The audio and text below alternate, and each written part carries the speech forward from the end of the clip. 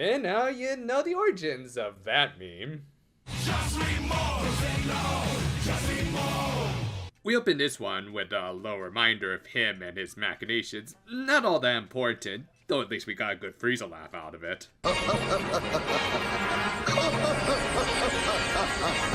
Anyway, we then cut over to the girls with Momoko and Kaoru fighting while Miyako tried to play referee. So we've got an episode featuring Kim where the Blossom and Buttercup of the team are arguing while the Bubbles converses with an octopus plushie. You don't think that they're... Nah, not yet at least. Now instead, they purposely held on the shot of her mechanical pencil and eraser for a specific reason. Yep, they became the monsters of the segment, Penna and Goma. Well, you do kind of sound like the God Baby from more than one series, so yes. But yeah, while the former was an openly hostile prankster, Goma was surprisingly docile. Which, fun fact, his VA, on top of playing Takuto from Digimon Tamers, also did the Japanese dub of the main protagonist of another Craig McCracken series. Yeah, sorry, I couldn't find a clip, but take my word for it, the VA played Mac, and believe it or not, Blue was voiced by Sasuke's VA. Anyway, Penna, on top of having treads thanks to being combined with a tank keychain, also seemed to have multiple tips so she could switch between colors. This let her do stuff like pull some wily coyote tricks, destroy the economy, and somehow completely change out text without even having her partner to erase things first. Speaking of whom, on top of not participating in her pranks, Goma helped Miyako get rid of Penna's graffiti. The mischievous writing utensil of course wasn't happy about this. Oh, that's not true. In fact, I know that Ryoko can put him to good use. Normally encased in the neutral material, is disturbed as part of the neutral material is destroyed by some... Eventually, Penna's mischief caught up with her, so going off some advice from Miyako, Goma thought he could help by cleaning up the town and likely leaving it smelling like rubber. However, while they thought she'd be grateful, Penna again proved to be a little brat and accused Goma of trying to steal her thunder. Miyako tried to clear things up between the two, but that would quickly be put on hold when the townspeople started to become figurative monsters themselves. Yep, they tried to force the little eraser to clean up the rest of the town, which, considering that involves him literally chipping a little of himself away each time, yeah, that's kind of bad. It's actually a nice subtle message about how people can take advantage of others, especially if they're different.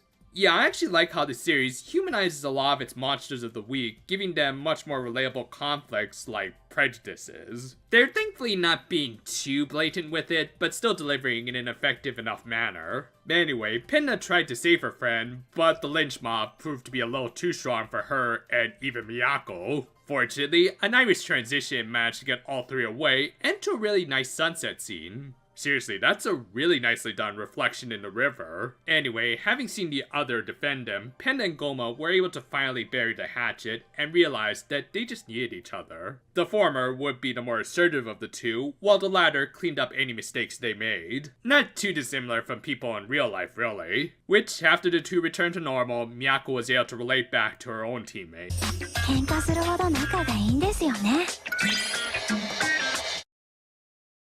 The second half of the episode featured a slight Christmas episode. I mean, it wasn't the day, so you can't say we're totally off season just yet. Anyway, Soichiro was gonna give Sakurako a Christmas rose as an early gift. This caught the attention of a similar flower with the voice of Professor Gashuin.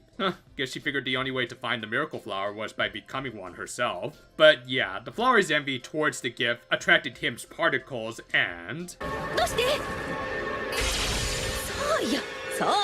Have I mentioned yet how this episode was written by Saki Hasumi of To Love Ru fame? Just wanted to throw that out there.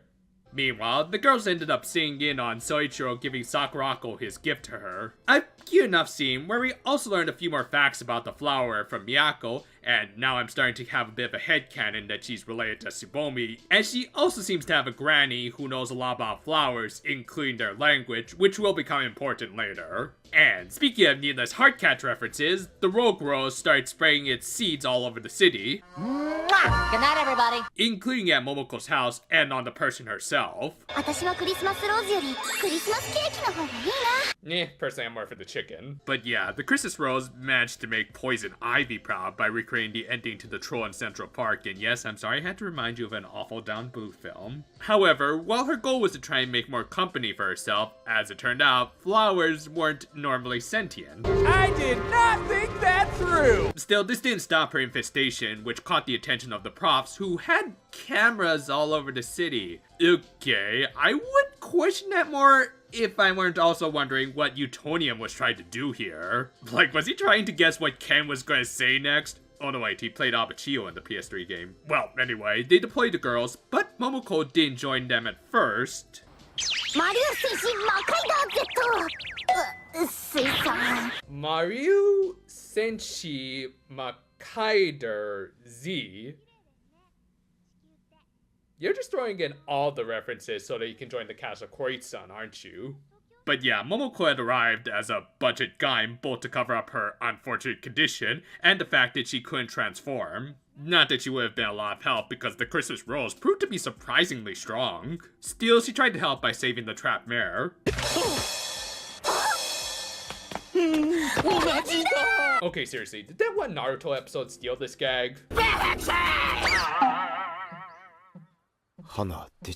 During all of this, Sakurako, for whatever reason, had noticed that her town had been overrun by Audrey too. She had actually gone to buy fertilizer for her Christmas Rose, but was willing to take in one more when she noticed the lonely monster. Yes, this was another sympathetic monster segment, which, considering that Sakurako was still technically a monster herself, this was also another case of a couple of monsters comforting each other in the same episode. It almost makes you think that they purposely paired these episodes together. Well, anyway, I digress, as this was a nice moment for Sakurako, as she comforted the flower that resulted in the him particles being rejected, and I guess the Ksenian blossom being defeated or something. With that, she took the flower home, likely knowing what the Christmas Rose symbolized. クリスマスローズの花言葉を教えてくれたの。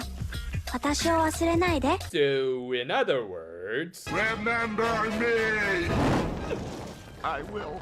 But yeah, because of that, Sakurako was able to relate with the flower as the episode ended with her longing the return of Soichiro from his seminars. Meanwhile, Momoko just wanted the return of her manju. This was another fine episode for this little introduction arc for him. While the monsters weren't particularly deep characters at all, the chaos they brought was creatively fun, and we even got to see subtle bits of how the town views and treats them based on their own prejudices, which has been a bit of a running theme in the series. It's good stuff that doesn't completely overtake the series and still makes it a fun watch.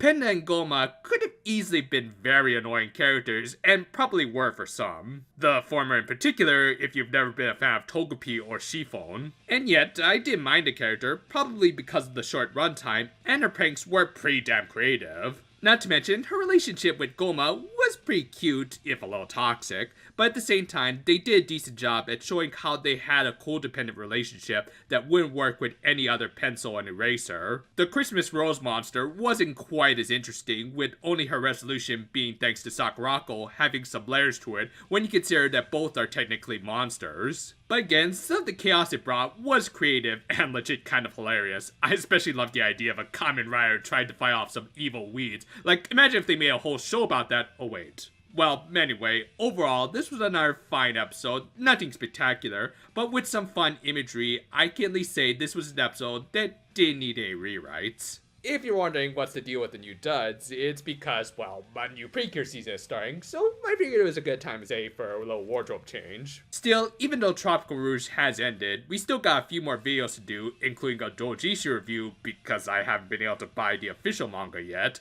and an overview for the series as a whole. Look forward to part 1 of the former later this week, and the latter whenever, as I do have some ideas I really want to incorporate into it. And until then though, farewell for now my friends, and if you excuse me, I better go return this before the Invis start asking questions. Ah damn it, it got stuck again.